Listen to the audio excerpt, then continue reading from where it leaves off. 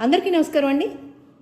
గత 2 రోజుల నుంచి వైఎస్ఆర్సీపీ నాయకురాలు, ఎక్స్ ఎమ్మెల్యే, ఎక్స్ మినిస్టర్గా పనిచేసిన నగరి రోజా గారు భువనమ్మ గారి మీద మాట తూలారు.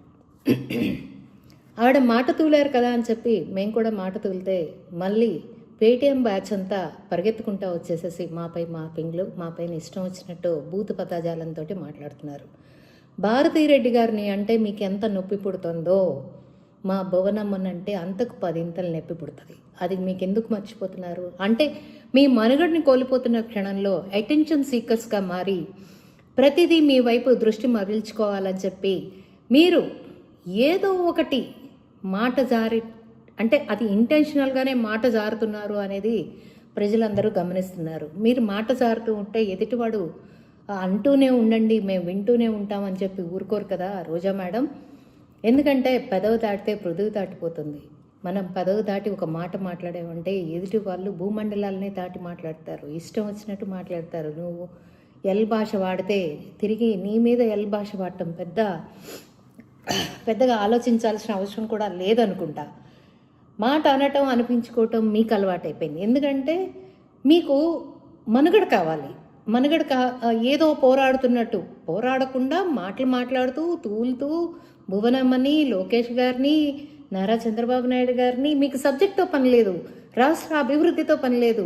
గబా వచ్చేసేసి పాలు పితుకుతున్నారా, ఐస్ క్రీమ్ తింటున్నారా, నోట్లో ఏం పెట్టుకున్నారు, పిచ్చి పిచ్చిగా చండాలమైన మాటలు, ఒక ఆడ మనిషి మాట్లాడకూడని పదాలు మీరు వాడుతూ అంటే మీ వైపు ప్రజల దృష్టిని మరల్చుకోవాలని జరుగుతున్న వాటిలన్నిటినీ నుంచి ప్రజల దృష్టిని యూటర్న్ చేయాలని చెప్పి మీ తాపత్రయం చూస్తూ ఉంటే జాలేస్తుంది.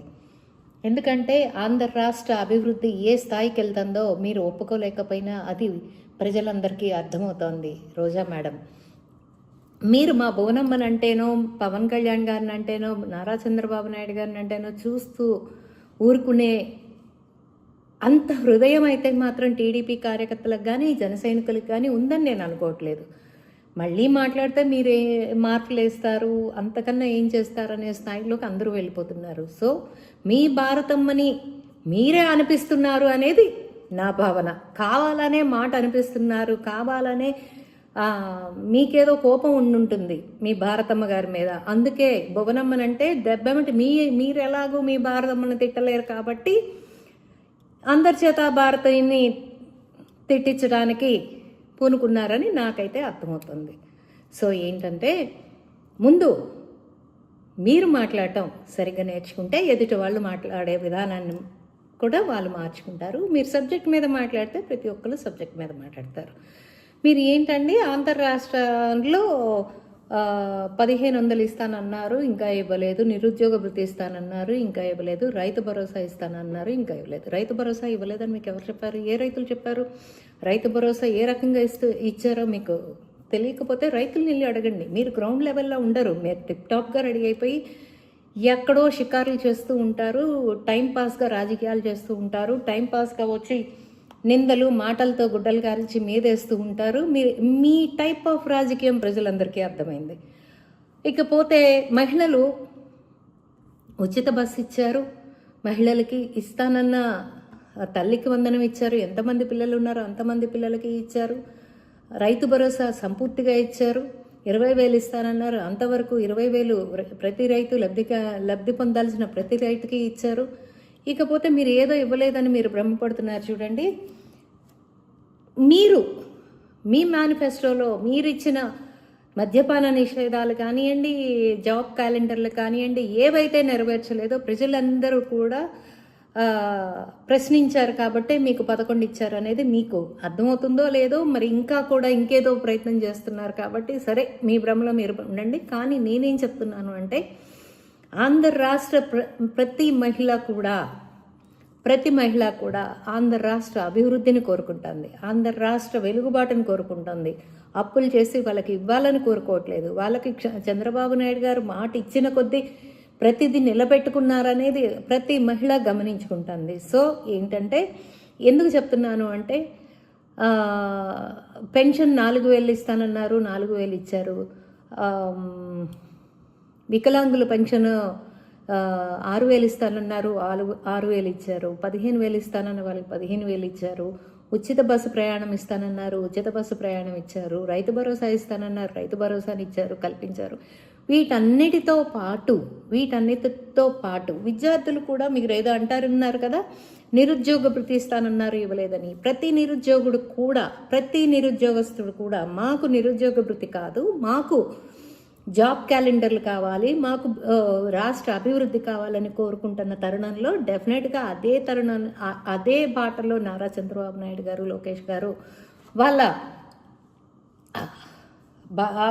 వాళ్ళ కష్టాన్ని తీసుకెళ్తూ ఉన్నారు. ఎందుకంటే దాంట్లో నిదర్శనంగానే మనకి అమరావతిలో క్వాంటమ్ వ్యాలీ కానివ్వండి, వైజాగ్లో గూగుల్ డేటా సెంటర్ కానివ్వండి, ఇప్పుడు ఉత్తరాదిన స్టీల్ ప్లాంట్ కానివ్వండి, ఇవన్నీ కూడా ఉద్యోగాలు ఎలా కల్పించాలి, ఆంధ్ర రాష్ట్రానికి ఆదాయాన్ని ఎలా తీసుకురావాలి, ఆంధ్ర రాష్ట్ర అభివృద్ధిని ఎలా చేయాలి, ఆంధ్ర రాష్ట్రానికి జీవితం ఎలా ఇవ్వాలి అని నారా చంద్రబాబు నాయుడు గారు, లోకేష్ గారు, పవన్ కళ్యాణ్ గారు, కూటమి ప్రభుత్వం అదే పందాలో అడుగులేసుకుంటూ అమరావతిని అభివృద్ధి పరుచుకుంటూ రోడ్లు వేసుకుంటూ ఒక పక్కన పోలవరాన్ని పూర్తి చేసుకుంటూ అన్ని కార్యక్రమాల్ని సంపూర్ణంగా చేసుకుంటూ వెళ్తున్న తరుణంలో మీరు దాన్ని ఒప్పుకోలేక, జీర్ణించుకోలేక మీ ఇష్టం వచ్చినట్టు భువనమ్మని అంటున్నారు.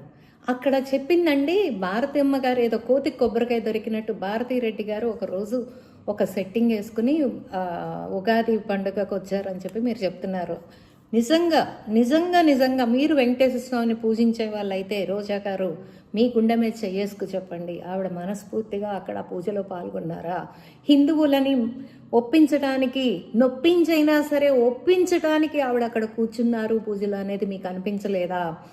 మీరు ఆవిడ పూజ చేసిన విధానం కానీ, కనీసం తీర్థప్రసాదాలు తీసుకున్న విధానం కానీ, ఉగాది పచ్చడి తీసుకున్న విధానం కానీ, దేవుడి దగ్గర శాలువ, ఏడుకొండలవాడి శాలువ కప్పితే చాలు అనుకునే ఏడుకొండలవాడి శాలువ కప్పుతుంటే ఆవిడ తోసిపుచ్చిన విధానం కానీ మీకు కనిపించలేదా?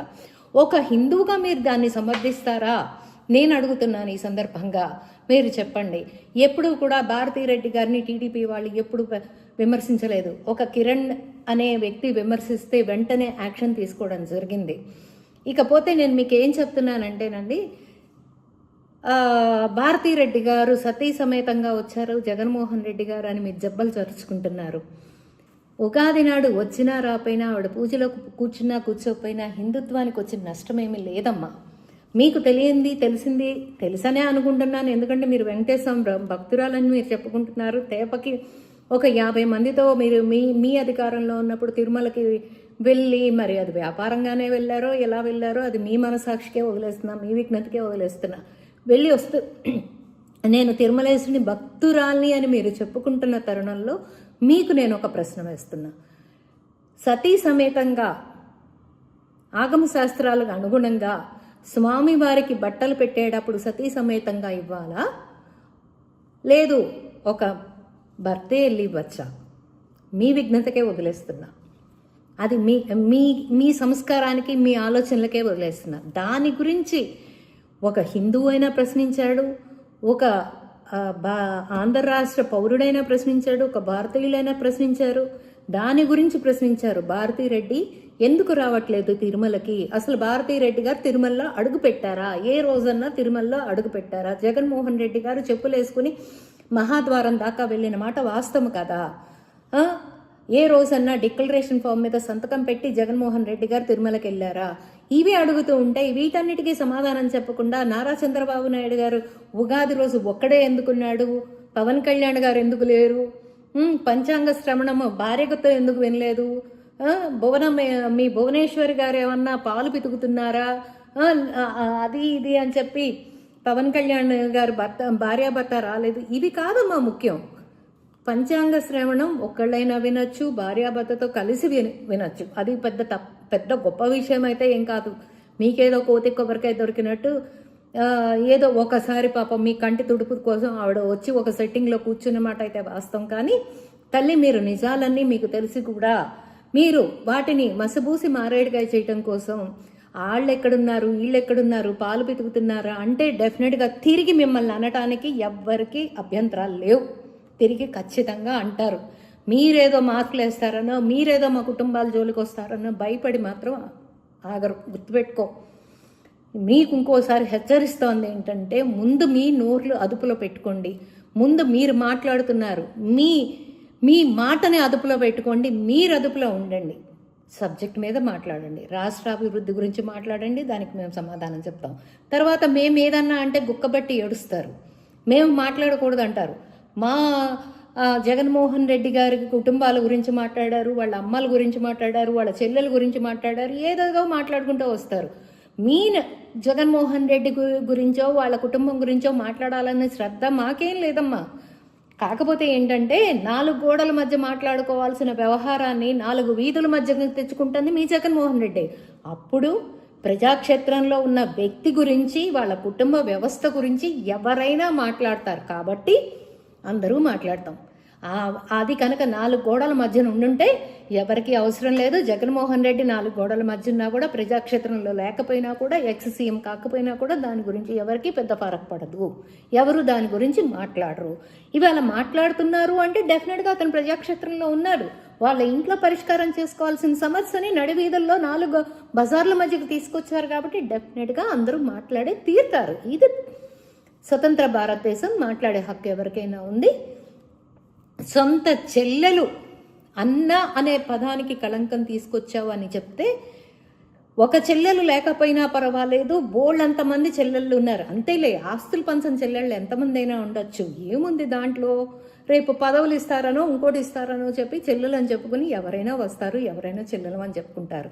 కానీ తోడబుట్టిన చెల్లెలకి న్యాయం చేయలేని వాడు ప్రజలకు ఎలా న్యాయం చేస్తాడు అనేది మా ప్రశ్న. తల్లి బజారుకు వచ్చి మాట్లాడుతుంది. ఒక లెటర్ రాసింది కొడుకు మీద. ఆస్తులు సరిగ్గా పంచలేదు, ఆస్తుల మీద కొడుకున్న శ్రద్ధ చెల్లెల మీద లేదు, మేనల్లుళ్ళకి చెందాల్సిన ఆస్తి హక్కులు సవ్యంగా ఇవ్వాలి అని చెప్పి ఒక తల్లి లెటర్ రాసింది. మీరేముంది, ఒక కొడుకు ఏదో తల్లి మీద చండాలమైన పదజాలాలు వాడుతూ వేశారా, మీరు వేయించవచ్చు. కానీ ఇక్కడ టీడీపీ చేయట్లా. ఇది ఒరిజినల్గా మీ ఇంట్లో మీ బాగోతో 4 బజార్లు 4 కూడళ్ళ మధ్యనకు వచ్చింది కాబట్టి ప్రతి ఒక్కళ్ళు మాట్లాడే పరిస్థితి వచ్చింది ఇక్కడ. అందుకని నేను ఏం చెప్తున్నాను అంటే, తల్లి మళ్ళీ వచ్చి ఇది రాజకీయం చేయొద్దు అంటారు. అమ్మ విజయమ్మ గారు, ఇది మీ ఇంటి సమస్య అయితే ఎవరికి మాట్లాడే ఫరక్ పడలే. ఇది మీ ఇంటి సమస్యగా మీ 4 గోళ్ల మధ్యన మీరు పరిష్కరించుకుంటే అసలు ఎవరు రాజకీయం చేయొద్దు అంటే, మీరు వచ్చారు బజార్కి వచ్చినప్పుడు రాజకీయం అవ్వకుండా ఎలా ఉంటుందమ్మా? అది అవుతుంది. మీరు మీ కొడుకుని ఎదిరిస్తున్నారు, ఒక లెటర్ రాశారు, మీ కొడుకు దుర్మార్గుడు అని చెప్పకనే మీరు చెప్తున్నారు. కాబట్టి మేము మాట్లాడతాం, మేము మాట్లాడి తీరుతాం. ఇది మీ మధ్యన మీరు పరిష్కరించుకుంటే ఇది పెద్ద ఇదేమంది. అండ్ నేను ఇంకో రోజా గారికి నేను చెప్తున్నా, రోజా గారు మీరు మాట్లాడేది ఏది కూడా మీ అఫీషియల్ పేజీల్లో కూడా ఇట్లా. ఎందుకంటే బోరుగడ్డ అనిల్ మాట్లాడే విధానాన్ని అసలు అతను మా పార్టీకి సంబంధించిన వ్యక్తే కాదని చెప్పి చేతులు దులిపేసుకున్న వాళ్ళు ఎవరైనా ఉన్నారంటే అది వైఎస్ఆర్సీపీ పార్టీ. రేపు వాళ్ళకి ఏదన్నా ఒంటికి అంటుకుంటుంది అంటే రేపు మేము అఫీషియల్ పేజీల్లో వేయలేదు, ఇది అసలు ఆవిడ మా పార్టీకే సంబంధం లేదు, మేము ఎప్పుడో సస్పెండ్ చేసామని చెప్పినా కూడా ఆశ్చర్యపడక్కర్లేదమ్మా రోజా గారు. కాబట్టి నేను ఏం చెప్తున్నాను అంటే, మీ ఇంటి సమస్య అయితే మీ ఇంటి మధ్యన తేల్చుకోండి. అంతేగాని 4 కోడళ్ళ మధ్యకు వచ్చినాక ఎవరు మాట్లాడకూడదంటే, మీరు మీ పార్టీ ఆఫీసుల నుంచి మీ కుటుంబ ఆస్తుల గురించి ప్రెస్ మీట్లు మీరు పెడతారు, మీ తల్లిని గారిని అడిగిస్తారు, మేము మాట్లాడితే తప్పంటారు. ఇది ఎక్కడ న్యాయం నాకు అర్థం కావట్లేదు. బాబాయ్ హత్య అంతేలే, ఏముంది, బాబాయ్ హత్య గొడ్డలి అన్నీ జరిగినా కూడా అది గుండెపోటుగా మార్చిన ఘనత మీది. సాక్షులు తలకి ఒంటికి కుట్లేసుకున్న భారతిరెడ్డి గారు నాన్నగారు చనిపోయినా కూడా అతిగతి లేదు. సాక్షులందరూ నెమ్మదిగా ఒకళ్ళొకళ్ళు చనిపోతూ ఉన్నా కూడా అతిగతి లేదు. మీ రాజకీయం ఏంటో, మీరేంటో, మీ విధి విధానాలేంటో ప్రజలందరూ సూక్ష్మంగా నిక్షిప్తంగా అన్ని గమనిస్తూ ఉన్నారు.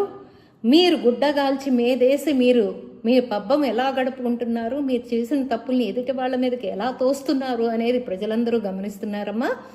సో చివరిసారిగా చెప్తున్నాను, మాట అదుపు పొదుపుగా వాడండి. మాట పొదుపుగా వాడితే మీరు జాగ్రత్తగా ఉంటారు, మీ ఎందుకంటే మాట పడటానికి ఎవరు సిద్ధంగా లేరు. మీరు అంటే పడటానికి, అంటే అన్నారులే అని సర్దిపోవటానికి ఎవరు లేరమ్మా. అన్నాక మళ్ళీ తిరిగి అంటే గుక్క పట్టి ఆడటం అన్నా మానుకోండి. మొదట మీరు మాట్లాడటం అన్నా మానేయండి. లేదు, ఎదుటి వాళ్ళు ప్రశ్నించేటప్పటికి మళ్ళీ గుక్క పట్టి ఆడటాలు మానేయండి.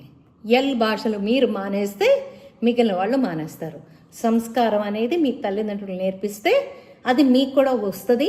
కొంచెం మాట్లాడే విధానాన్ని మార్చుకుంటారని ఆశిస్తూ సెలవు తీసుకుంటున్నాను.